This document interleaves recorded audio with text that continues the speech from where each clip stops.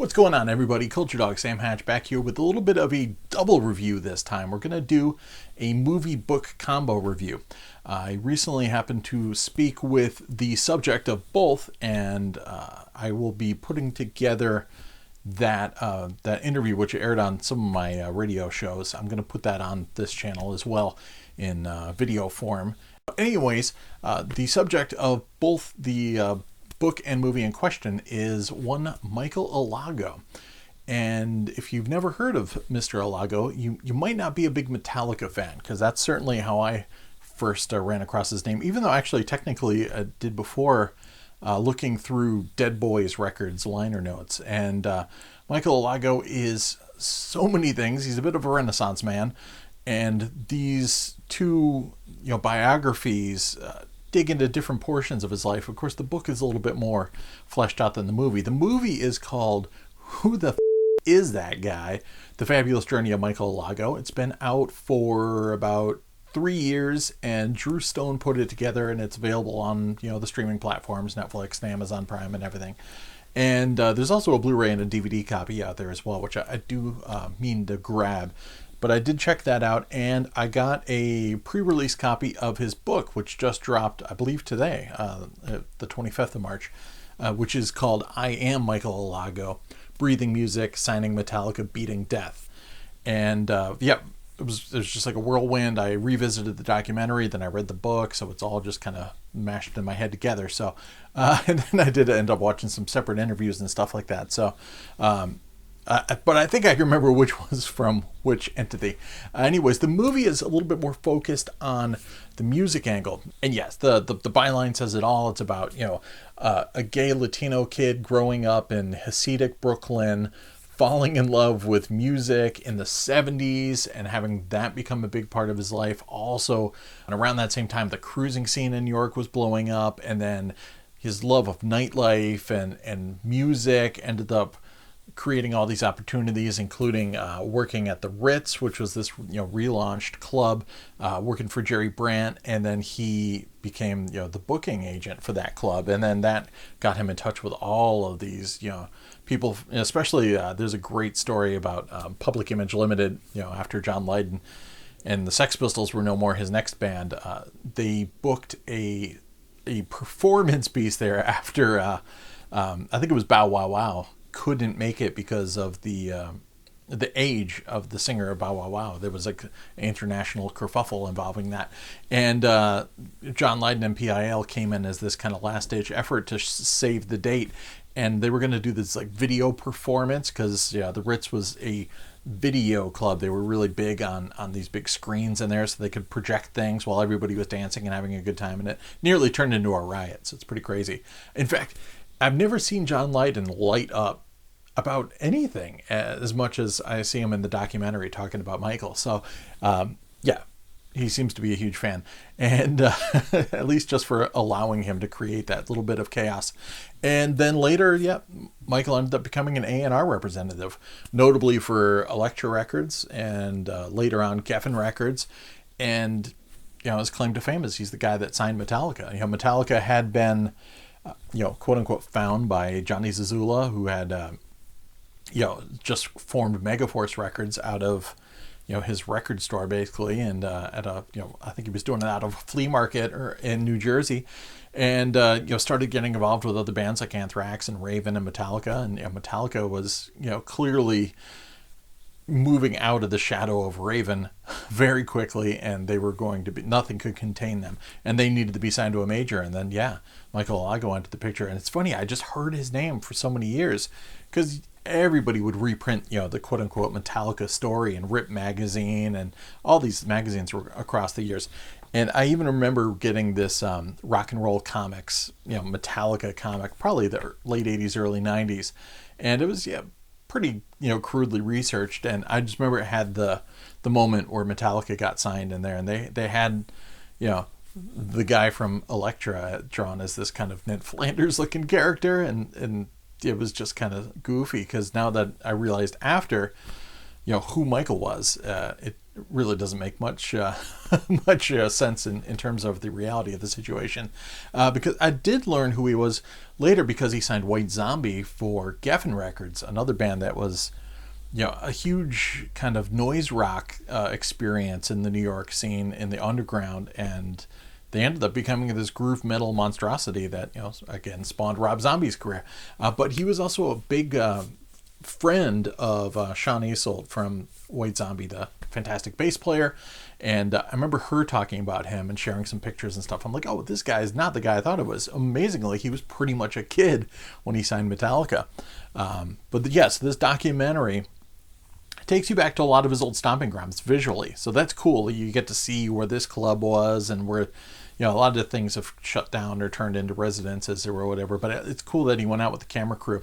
It's a, you know, kind of low budget affair. You know, I can't remember if they did a Kickstarter or not, but it was, you know, one of those kind of self-financed or fan-financed things. And then, but of course, you know, everyone and their mother is in this film, from, you know, Cyndi Lauper to Kurt Vanderhoof from Metal Church, and of course the Metallica guys. I think, I think Kirk's in there too, and Lars and James, and of course Jason Newsted. And Newsted's, you know, self-titled band supplied some of the music for it. And yeah, it kind of gives you this feel of what it was like living in this period when he would go out and see, like, sometimes 3 acts in the same night between, like, Max Kansas City and Madison Square Garden and CBGB, and just saw everybody and kind of ran the Dead Boys fan club. And so yeah, that's how I tripped across his name, because I loved the Dead Boys when I was a kid. Cheetah Chrome from Dead Boys does a little bit of talking in the film. Of course, Rob Zombie's in the film, and he's since, you know, moved out of A&R and into photography, and he's put a couple of books of his photographs together. But now he's, you know, after the wake of this documentary, which has kind of brought him into the public eye, he decided to put together this book, you know, an autobiography called I Am Michael Alago. And so I got a preview copy of it, and yeah, it's even more in depth because, you know, it gets into the good and bad of his childhood growing up in this interesting community, and then just how unbelievably he was so into music and was able to start going out, you know, to, you know, 2 to 3 shows a night as a kid. And, you know, how he somehow managed to make that happen without his mother freaking out on him. And it's amazing how you can really get a feel for how that created this real practical experience of, you know, meeting all these people, knowing what's what, and it clearly paved the way for him being an amazing booking agent at clubs, and then of course being an amazing A&R rep. And he just put a lot of work into it. But, you know, and it goes beyond the core kind of metal spheres, because Elektra and metal was kick-ass in the 80s. You know, after signing Metallica, there was, you know, of course, Metal Church had 3 crushing albums in Elektra. Flotsam and Jetsam were crushing it. Even on the more kind of, you know, hair metal side, Dokken was pumping out some killer stuff on Elektra. It's like Elektra and like hard rock, heavy metal was just, the place to be. I mean, I got Flotsam and Jetsam, No Place for Disgrace. I just listened to that album the other day, and it's still great stuff. But yeah, so even outside of the metal sphere, it gets into him dealing with, you know, punk bands and, you know, Nina Simone and Cyndi Lauper, and then also gets into a lot of his artistic idols and photography idols. Of course, getting to meet and befriend Robert Mapplethorpe is in there. It's just amazing to see, like, how he's connected so many different scenes and how they all intersect. And, you know, of course, there's some harrowing moments during the AIDS epidemic, and then just kind of how that came back with a vengeance, and how terrifying it was. And and it's just really interesting. You could read it almost in like little pockets of information, because I mean, he is in love with poetry, and you know, gets into moments of poetry being a part of his life, but he doesn't get overly floored with the descriptions in the book. I mean, it is generally, you know, just pretty much, here's the deal, here's what was going on. And he doesn't like waste like paragraph after paragraph with adjectives and things like that. It's just bam in your face. And everything is structured in such a way that usually each chapter covers a particular topic. And then sometimes it is, you know, essentially a chronological tale, but it will jump back and forth, you know, between different eras, like the Geffen era and the Elektra era, etc., depending on the topic of each individual chapter. So it's a great book if you just want to even just maybe crack open and just read a chapter, because it's usually devoted to one particular topic.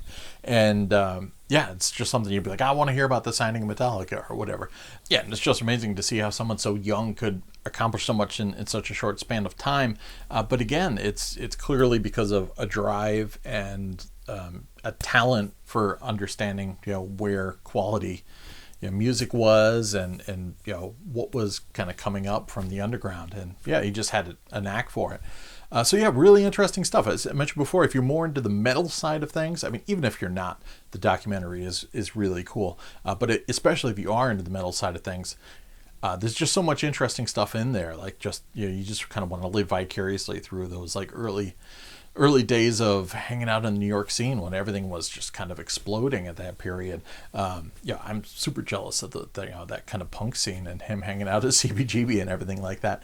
And then, yeah, I mean, as a Metallica fan, it was super cool just hearing a little bit more about that dynamic. And but yeah, I mentioned before, the book is more in depth and covers art and photography and all his personal trials and tribulations over the years, and it's just some crazy stories. He's got stories for days, and I'm sure there's much more that hasn't even been mined within the book. So I'm guessing at some point there'll probably be some sort of a follow-up. But yeah, he's a wicked cool guy. I had a chance to talk with him a couple weeks ago, so I'm going to put that interview up too, so you can take a listen to that. He was supposed to be here in my state doing a book appearance and then a signing, but sadly that got shut down, as did everything else. So unfortunately that didn't happen, but I thought I could at least give a review of the the movie and book experience. And of course the movie sounds great too, because it's got lots of pump and rock music and everything on it.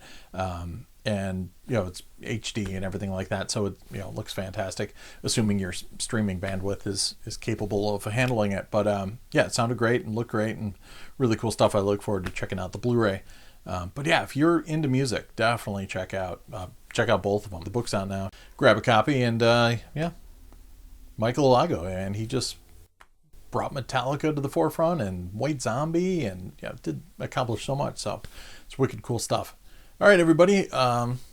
Hope you're all having a good time. Hope you're all taking care of yourselves, and everything's going well out there. And I'll be back with some more Blu-ray stuff, more Laserdisc stuff, and I got a huge Laserdisc video I'm editing right now. So I'll be back with that very, very soon. Cheers, everyone.